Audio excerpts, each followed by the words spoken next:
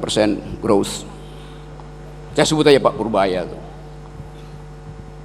Karena Pak Purbaya juga disiksa oleh keinginan rakyat untuk melihat pertumbuhan. Padahal Pak Purbaya itu dia cuma kasir. Mana ada kasir menghasilkan growth itu? Yang bisa menurunkan pertumbuhan adalah Kementerian Teknis yang memproduksi. Selama dia riset, jangan ada gangguan moral di situ. Pikiran tidak mungkin dipatenkan karena dia diberikan oleh alam. Derivat dari pikiran dalam bentuk modeling boleh dipatenkan, tapi nggak laku secara bisnis. Hanya bila derivat model itu, dalil, teori, berimplikasi pada bisnis, maka orang minta paten.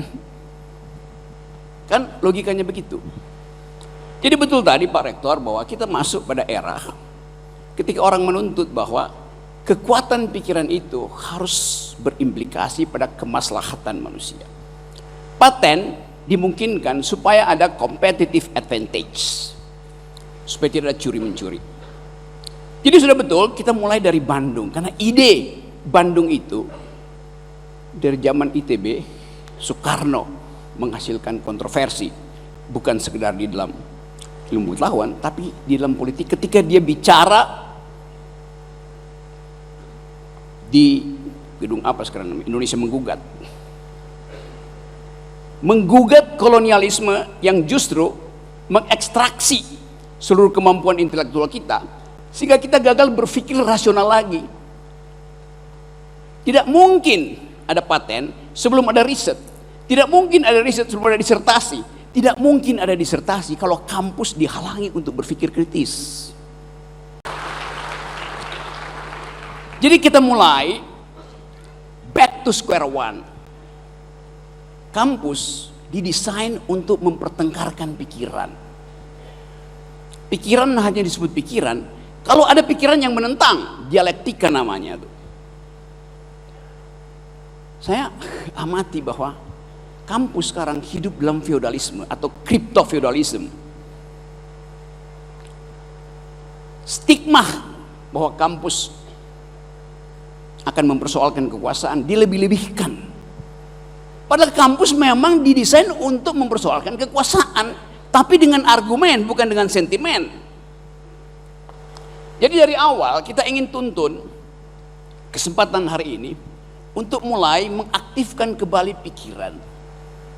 Yang tidak boleh diprotek cuma pikiran, karena pikiran diberikan oleh Allah Subhanahu wa taala. Terbagi sama di antara kita. Tanpa pikiran terbuka tidak mungkin ada riset, tidak mungkin ada paten. Sekarang kita aktifkan isi tambang itu di pikiran. Menambang pikiran memungkinkan negeri ini mewujudkan ide Presiden Prabowo, Prabowonomics, yang isinya adalah keinginan untuk mendeteksi apa yang memungkinkan, what's wrong, sehingga kita tidak bisa pindah jadi negara maju. Sebagian besar di kita ditrain secara metodologi, tapi begitu masuk kabinet, tiba-tiba banyak alumnus ITB yang jadi dungu. Saya sebut alumnus ya, bukan alumna. Alumna itu perempuan. Kenapa? Karena tadi tradisi berpikir di universitas begitu masuk dalam birokrasi berubah menjadi hierarki. Itu masalahnya tuh. Jadi nggak mungkin Anda berharap ada inovasi dari dalam birokrasi itu, hanya dari kampus. Tapi anehnya yang mensponsori inovasi kampus adalah seorang teknokrat, namanya Supratman.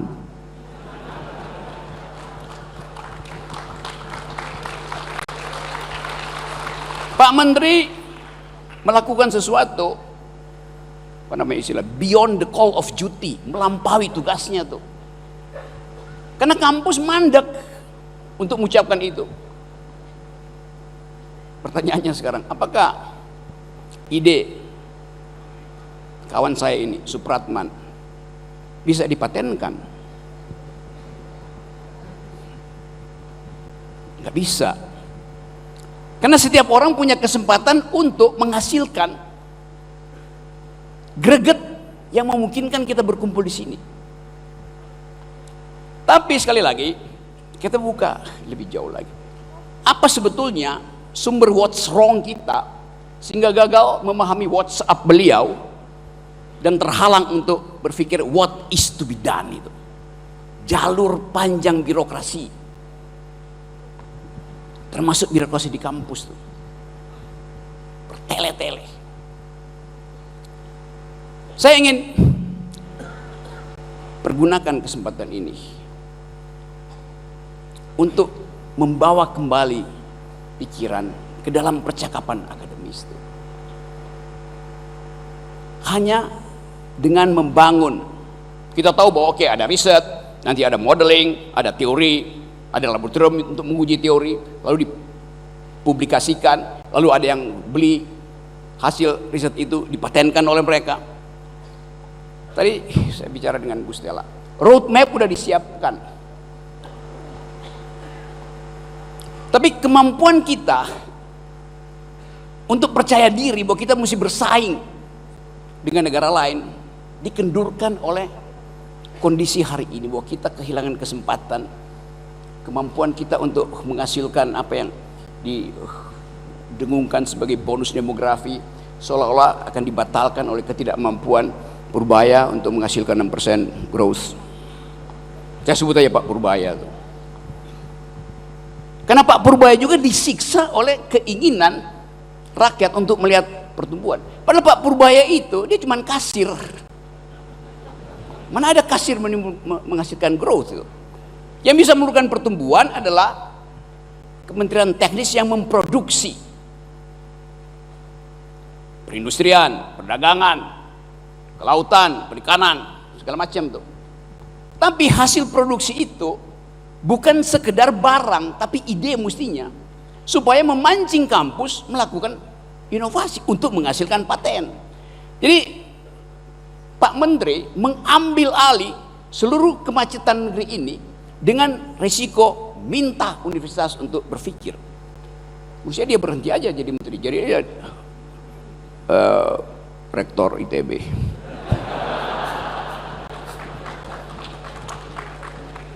Artinya ada yang mesti digusur. Ya rektornya kita pindahin jadi menteri. Oke, saya lihat ada banyak